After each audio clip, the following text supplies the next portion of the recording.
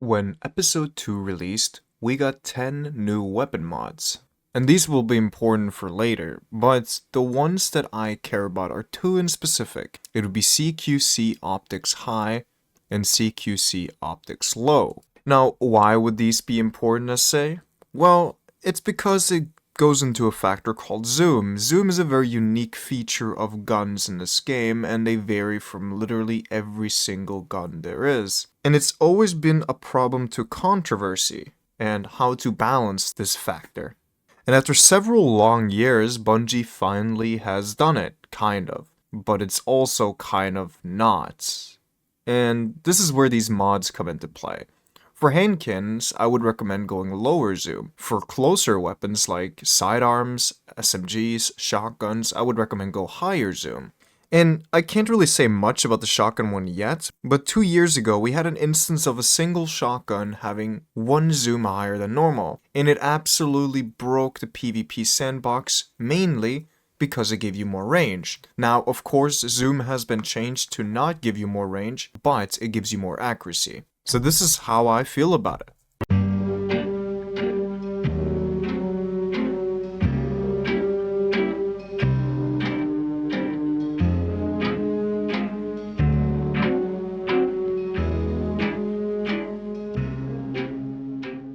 So I just spent 30 minutes to see if shotguns would have a higher accuracy or a tighter spread, just slightly, higher aim assist at further ranges.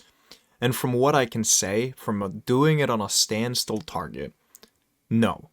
There's no difference whatsoever between low zoom or high zoom. But being in a gunfight, higher zoom helps me hit my targets more often because they will be more zoomed in, since there won't be as much clutter in my peripheral. So it makes it a little bit better, I'd say, for having slightly lower zoom. It makes you more tunnel visioned on your target. But if you don't want to be as tunnel visioned, lower zoom would actually be better.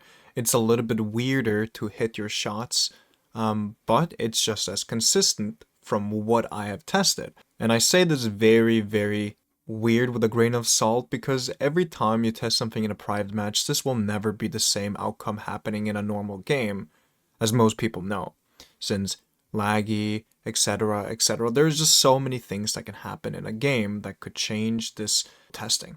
But one thing I did manage to find out is that the perk Closing Time and Lone Wolf might be the best combo in any shotgun ever. You basically always have good handling, and you always have good range. Plus, I don't understand this one.